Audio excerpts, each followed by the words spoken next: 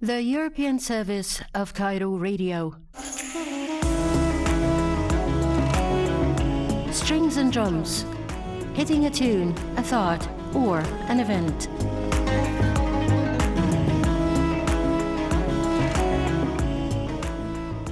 Dear listeners, good afternoon and welcome to a new edition of the program, a very special edition today, as we are pleased to have Huda from Rafeeq, our respected guest, talking about a very interesting initiative serving the needs of the visual impaired Egyptians.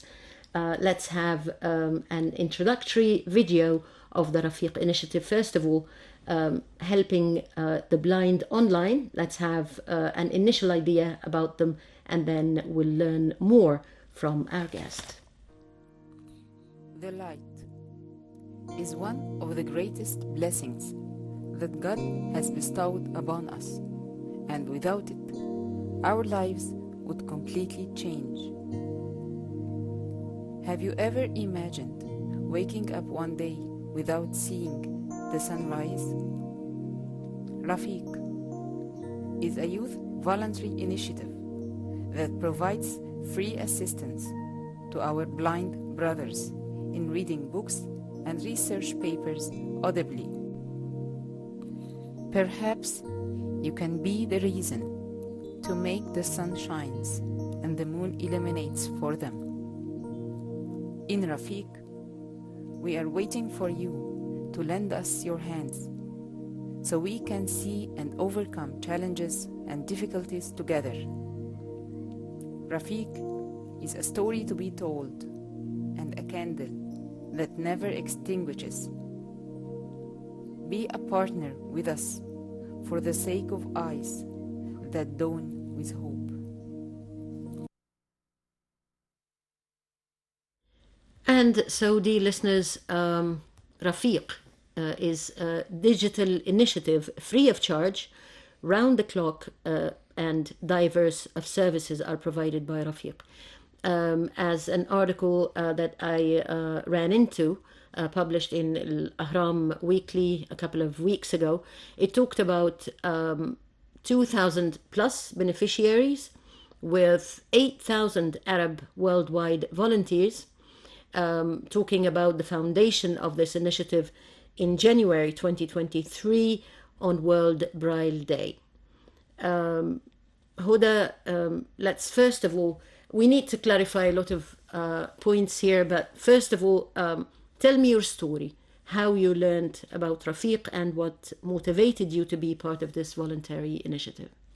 Well, at the beginning, I would say good evening for everybody who's listening to us now. And I do really thank you for hosting us as Rafeeq. Thank you very much. Not as a person.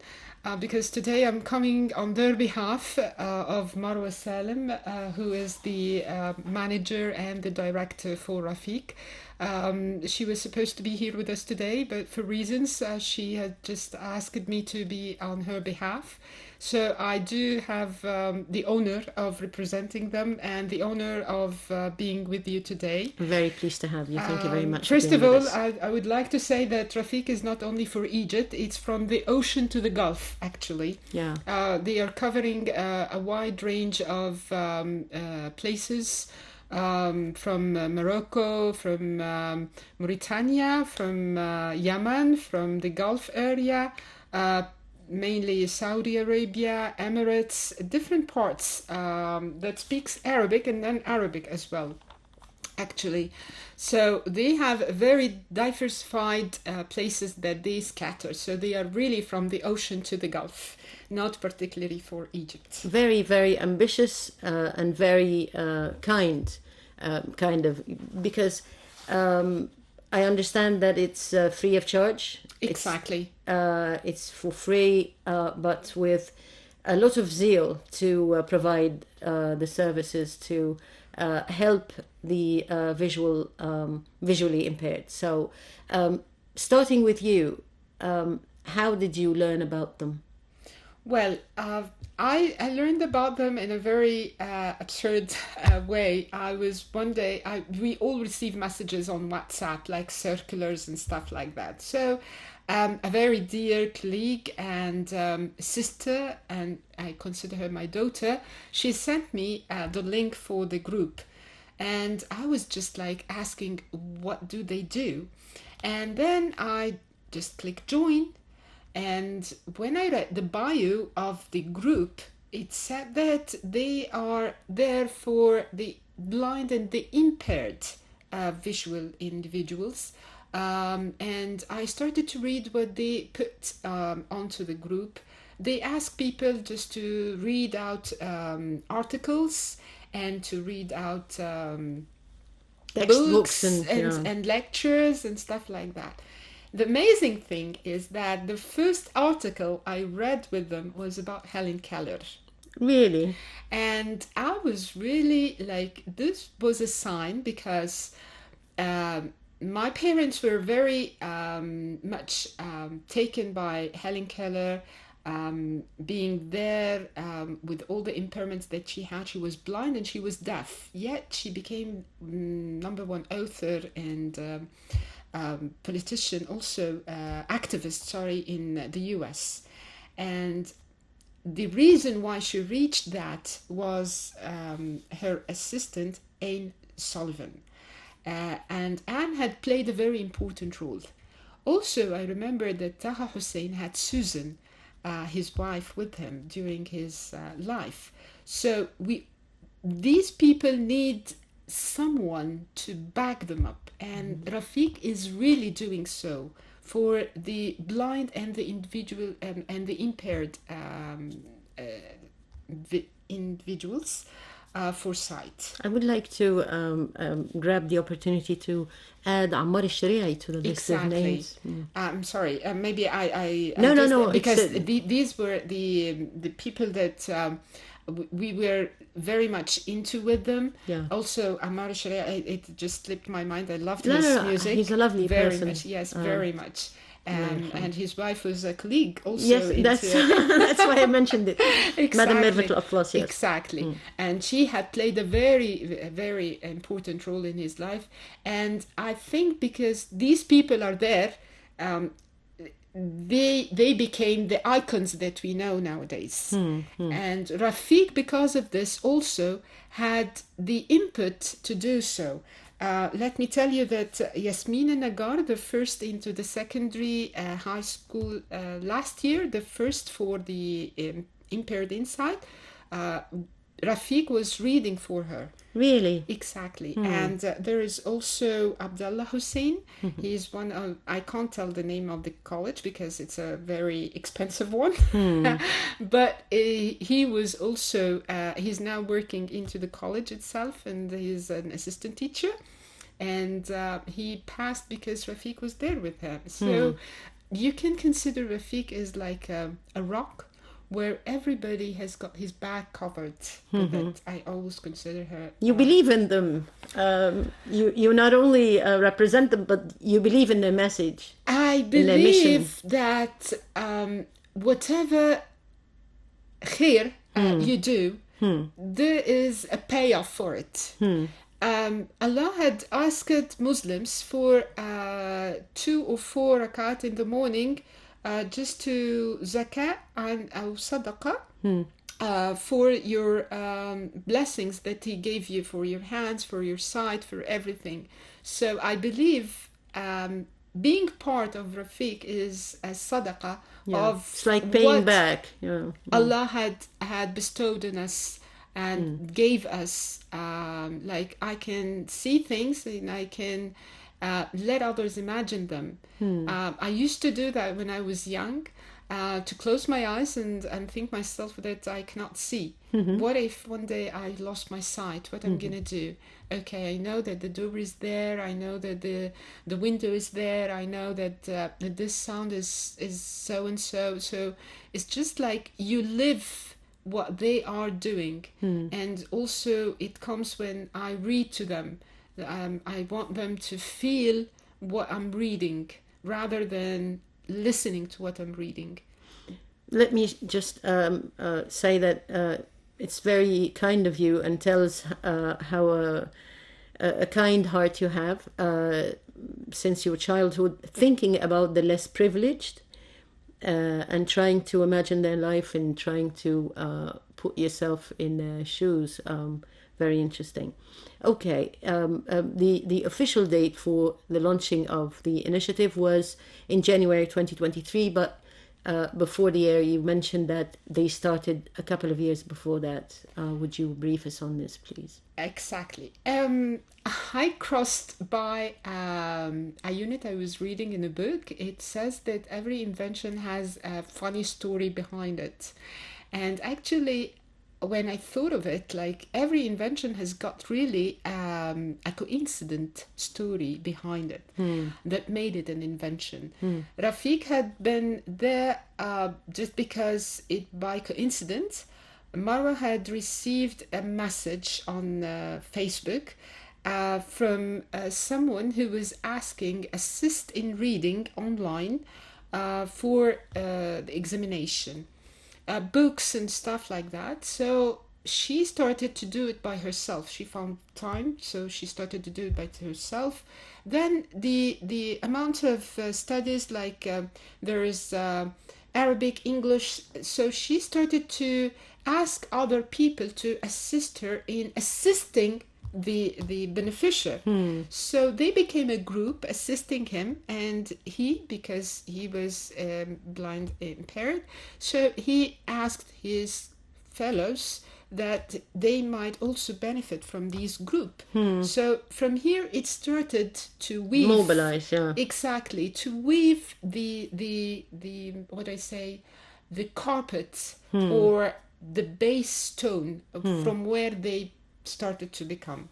So it was her destiny to come across a person who asked for help, and this she was not just satisfied with providing the very specific help he asked for, but said, why not generalize? Why Exactly. not reach out for others similar to this person who may need help as well?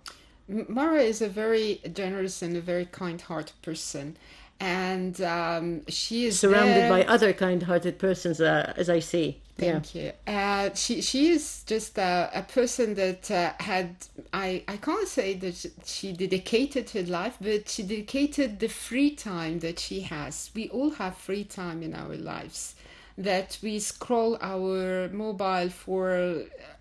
We find it hours after we do that. We think it's just like a couple of minutes, and then we discover, oh my God, there's 30 minutes that had been flying.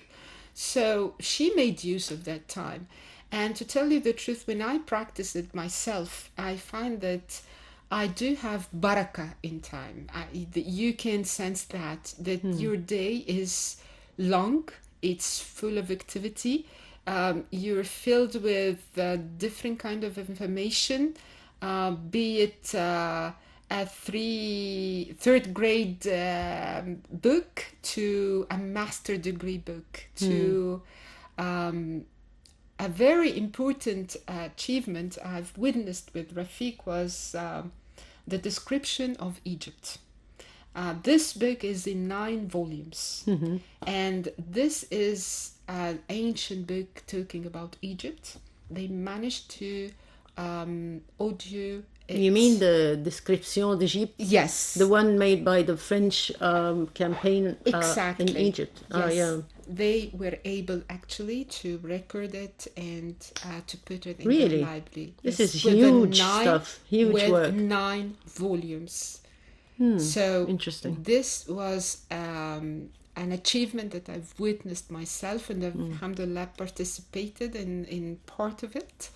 But it really, this is the things that we say, the achievements that we do for the impaired and for the people that are in, that me can use as well. As a full-body person, I can hear the book over their library as well. So Rafik is exploring horizons, and they have the guts to do this. Not only trying to come up with solutions to present problems or complications, but they dream for a better world. Of course, yes. Rafik has got in a lot of diversification, not only for the people who are impaired. They think about the community itself and how to indulge them all into being hands in hands to where they can go together with some motivations, and to change the idea of people like feeling pity. So they change this pity thing into action. Like, they don't need your pity, they need your effort, they need the way that you express yourself. When I think of it, like when you read the book, you think about your child, your sister, your brother. When you come to sit and to educate them, what do you do?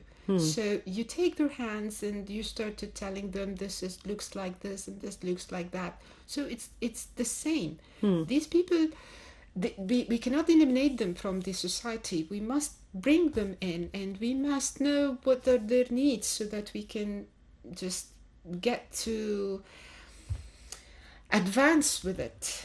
So you're talking about the eventual long-term goal is the quality of life. You're talking about quality of life, actually.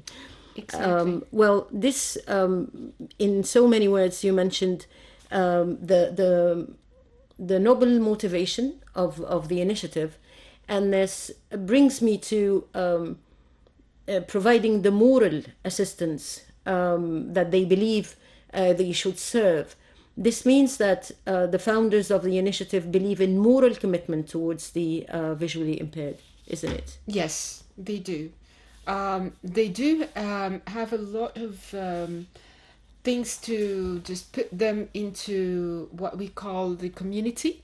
They organized a couple of seminars. I witnessed them last year after the exams. They hosted Hisham El Ghakha, the poet. The poem. Yes. Oh, yeah, poet, okay. And Tony El Baya from Beirut, the musician. Really? And they had a very nice interesting choices. seminar. Yes.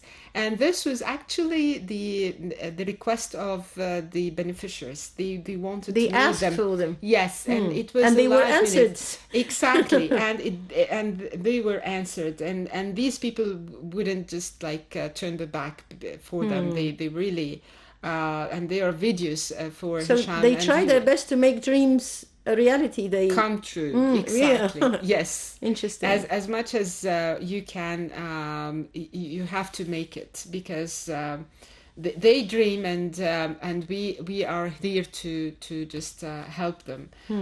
Also, Rafik can assist people in so many different ways, not only just reading and translating and these are found on the group, but also on soil, as we say. You can Rafik also provides comrades for assistance. Like if you need to go for shopping, they ask on the group, the beneficiary group, if I am visually impaired, I need somebody to assist me to just go for shopping. I just text the group, and the group just announce it on the others group. So I find somebody who's calling me, hey, I'm X, I'm here, when do you want to go out for shopping? Or when do you want to go out for the cinema? Or if you want to go for a walk, when are you available so I can arrange with because you? Rafiq literally means an escort or companion. Well, I thought about the name. Like, Rafiq is like a comrade. You know, when you are in the military, there is your buddy who's always with you. So you are two unseparated persons. Then I asked Marwa, what is the name meant for? She said it's just like, if you want to make it normal, it's being there hands in hands with another person. to escort them through the difficulties and the obstacles that they have in their life, to face the challenges. Like a good shadow or something. Exactly, like a shadow, or you can consider it as rifqa, like From tenderness. tenderness and kindness. So it's like a double meaning and a synonym at the same time for the same purpose, because they both serve the same purpose, which is being there for the blind and the imperative. Like creating this embracing, kind environment. Exactly. For a certain segment of the society, to include them and create bridges that sort of serve and strengthen the bond between the segment and the rest of the society. That's true. And also, I would like to say that they have trips for Sultan Hassan, for Rafai, for Ahmed ibn Tulun, for Geir Anderson, with experts from archaeology to just... These are archaeological sites, of course, in Cairo. Exactly. They provided these trips for their group of blind and imperative. So cultural tours, sort of. Exactly, a sort of cultural tours, just to make them feel like they're like me, like you, like everybody who's normal fully bodied. Human beings. They are normal human beings. Being imperative doesn't mean that you're not normal. They are very smart. They just need not to be avoided or taken out. So these kind of trips, I believe that it makes them feel like they're part of what the society is. They can go out as you go out. They can enjoy a movie as you can enjoy a movie in the theater. They can go to a concert. They can listen. They can walk.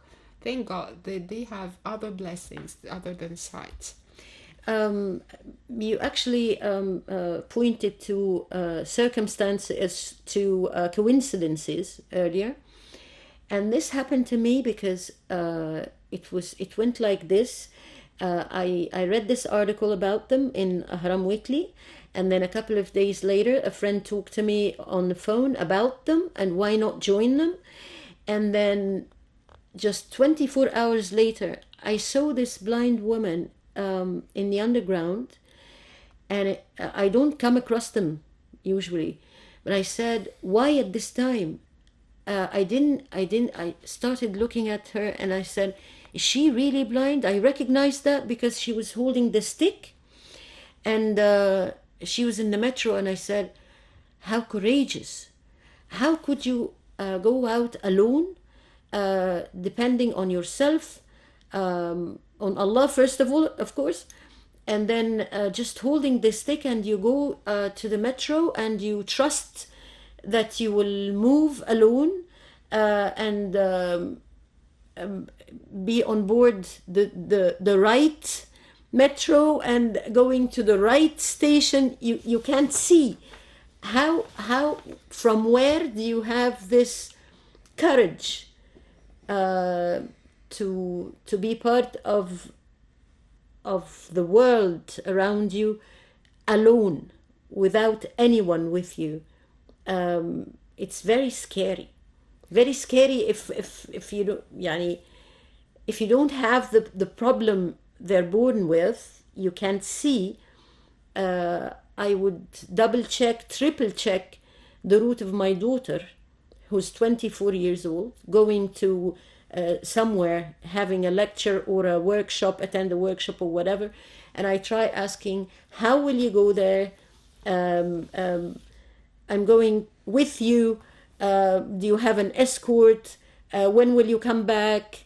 Have you checked the kaza, whatever the transportation? And I stay alert and worried until she's back home.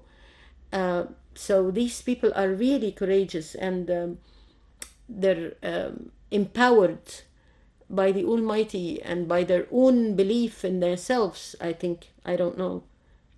I'm not familiar with that community. I wasn't familiar myself, but that happened really with Rafik. One day I found an ad on the group for someone who's asking to go to attend a seminar in the Cairo University for the AI. So I didn't know what is the AI or anything about it. I'm an old lady, so I said, okay, let me check that first. When is the date? I texted Marwa privately and asked her, when is the date? She said it's the date, blah, blah. I said, okay. Then I just was wondering, like, if I go to my boss and ask him for a couple of days off, what would he tell me? And So you were willing to take days off from your job to volunteer to help this person actually, attend this. I was looking to have a day, 2 days for me. Okay. But one day, it was only one day. But the second day, I said if I got just the other day, then I can go to escort the Muhammad. His name was Muhammad. To escort Muhammad to the AI seminar and get to know what is an AI. Artificial intelligence. Exactly. I short didn't know for artificial what intelligence, abbreviation yeah. it was. It was written AI, so I want to know what's AI. And I went to my boss and I told him, like, I need a couple of days off. And he was so calm and he said, okay, take them. And I was surprised. And You didn't expect that. I didn't expect You didn't it. expect an easy yes. Yes, exactly. It is hard to have a day off in my job anyhow. But I had the intention of going with Muhammad. So I called Marwa on the spot. The minute I stepped out of my boss's office, I went to Marwa and I told her, You can't believe what happened. Marwa, I will escort Muhammad the day, the Thursday, it was a Thursday, if I can remember correctly. I will escort him to the seminar. It was a Friday, yeah. So she said, okay, I'll text him now. And I will send you his number because I didn't get any contact from him. So I called him. Hey, Muhammad, this is me, Huda. I asked her how would I contact him. So she gave me like guidelines. If I'm going to communicate on the WhatsApp, then it has to be in a very short sentences. And it doesn't have to have emojis and stuff like that, except at the end of it. But I was amazed. Like, I texted Muhammad, Assalamu alaikum. My name is Rafik, and I need to get in touch with you so we can go to the seminar on this set date. A few minutes later, he texted me back, and then I found him like having a voice note over it, and he is just giving me the direction to where he lives because I was supposed to pick him up.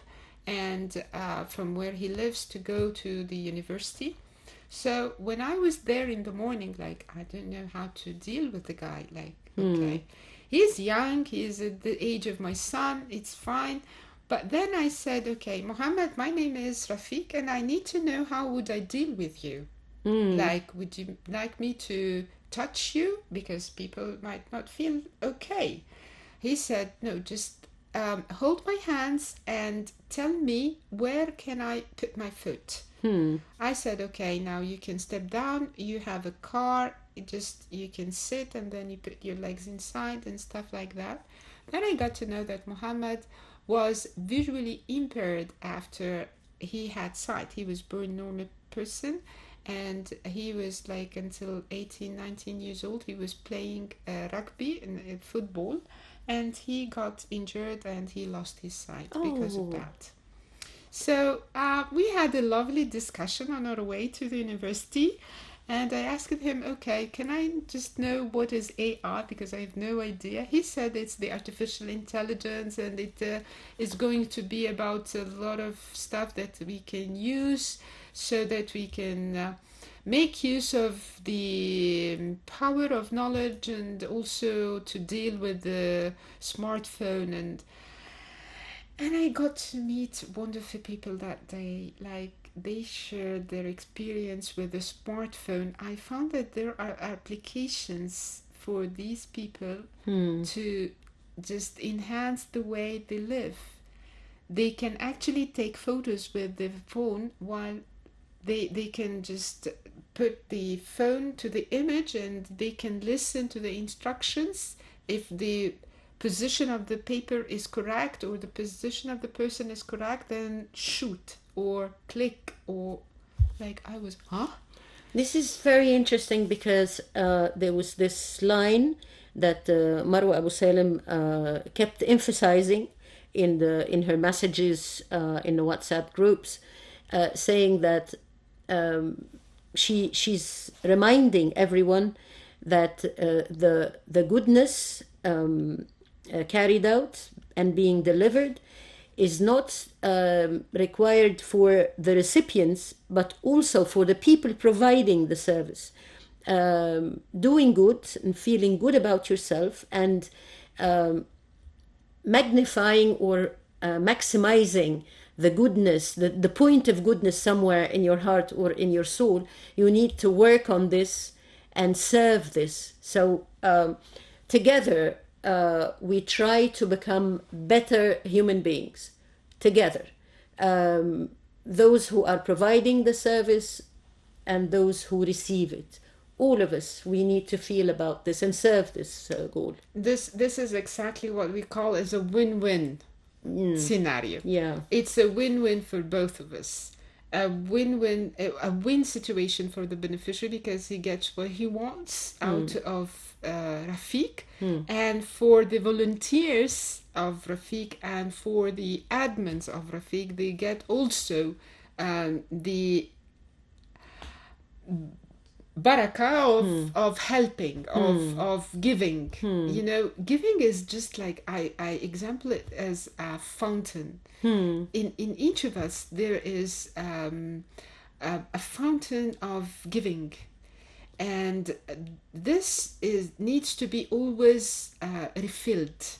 You can't be always giving, or there must be something to reward this so that you can give more. So the more that you have and feeling satisfied, like we've got last week, Marwa had called all the volunteers and the admins for a meeting so that we can all talk about what we experienced through this year, how to make Rafik better, and how to move forward. For the volunteers also to understand how do the back office of Rafik works and how do the admins work, because they receive the request on a group, and then the admins get to that group where they take the requests and they start to just distribute it among the volunteers on the other groups.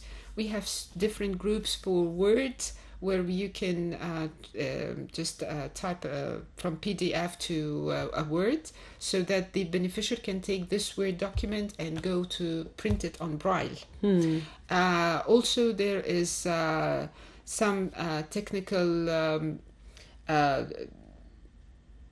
assistance if you need to just compress a file or to have recordings that need to get compiled or compressed, stuff like that. So they have a technical department for that, or a technical group for this.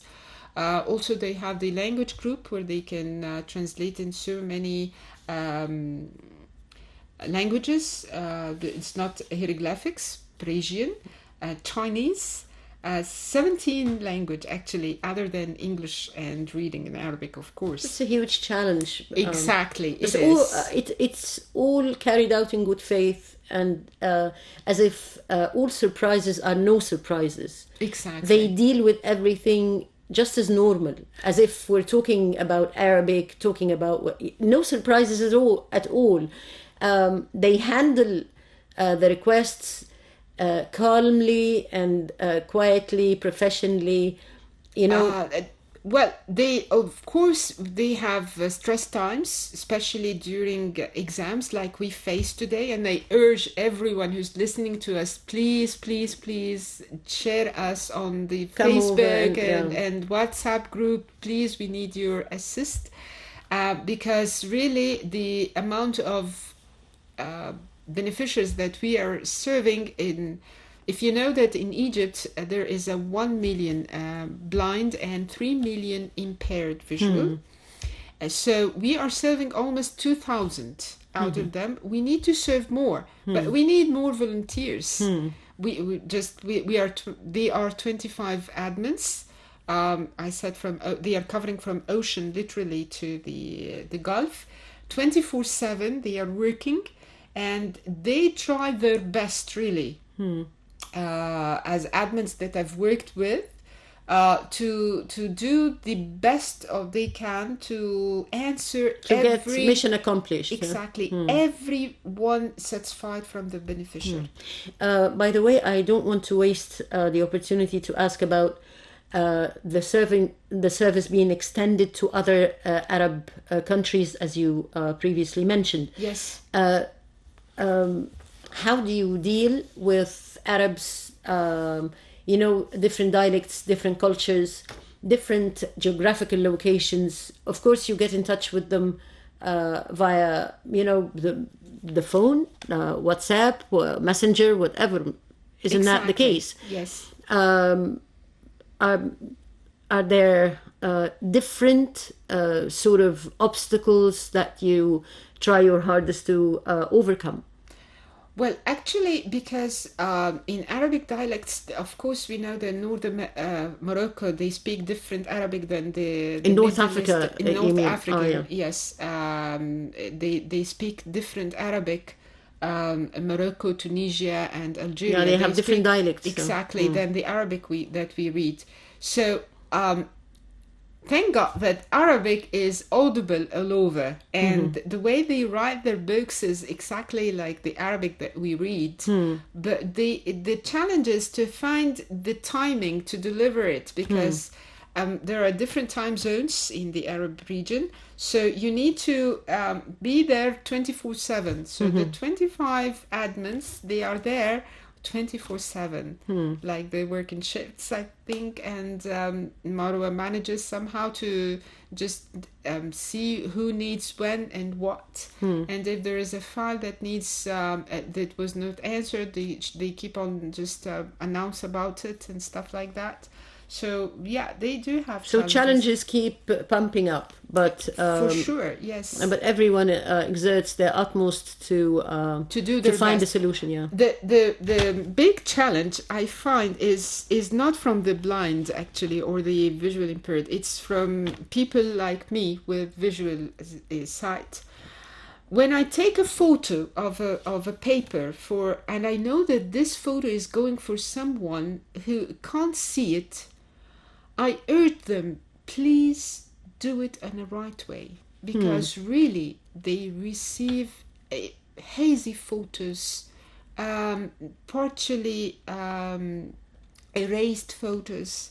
Like of really, course you're talking about the material, copying exactly the material that they receive, the text and sometimes they can't get the book as online PDF. They just have like a lecture. They want to copy it through a mobile phone or stuff. I'm not saying that you're a professional, but at least if you know that this little act of clicking is going to benefit someone who's visually impaired, please do your best to take the best shot so that it is received by him, and because he will deliver it to somebody who's going to read it to him. So you were trying to draw the attention of other people in the same society, is that there are people like us, members of the society, who need an additional attention and help. So when you do it in a good way. Exactly, because you don't know to where it will reach. Do it in a good way. Your intention is nice, that you want to help somebody. You don't know if it is going to a blind person or a full sight person. But at the end of the day, just if you can participate into Rafik, this is a way to participate. And it's also we remind ourselves of the Prophet Muhammad, peace be upon him, saying إن الله يحب إذا عمل أحدكم عملا أن يتقنه. يعني exactly. Asking for those who when they do something they excel it. You don't do it and say I've done it. No, you need to do it well and good, so that this action would result in the ultimate goal that it was meant for. It's just by You need to excel your a click action. of a button. You know, it's all a click of a button. Like the button that you're clicking on your camera to take a photo of a lecture or a book or stuff like that, that when it reaches to another person who's impaired but in a way or another, or even if he's fully unimpaired, and he just needs to read it, then he will read it and thank you and thank Allah for what he's blessed for. This is kind of a blessing. Well, time has gone very quickly, and I still have several questions to ask. We don't have the time, unfortunately, but I would pick this final question. In your opinion, great, so ambitious, so kind as it is, we're talking about Rafiq. Do you think Rafiq advocates independence, or will its very existence depend on the dependence of the blind on Rafiq? Do you think Rafiq serves independence of the blind? Not sure about getting the meaning? the meaning itself. What I asked for was those who are who cannot see, when they ask for help, when they ask for some assistance, and Rafiq provides that, will this in the end help the blind fulfill their needs themselves, or do we in this service exchange sector, dependence is not as defined in the normal life, but dependence here means strengthening bonds, bringing people together, helping the community be stronger and better by filling the gaps. Exactly, It's like redefining yes, dependence this in a way. This is actually what is happening, because you assist the blind people. They are not depending on you, they are benefiting out of you and out of Rafiq, and Rafiq is benefiting out of them because they are becoming better in their position, in the way they are. Like we've mentioned, the assistant teacher in one of the universities now, he is on his own. Yeah. He was there. Rafiq was there in a part of his life, but he never forgot what Rafiq had done to him.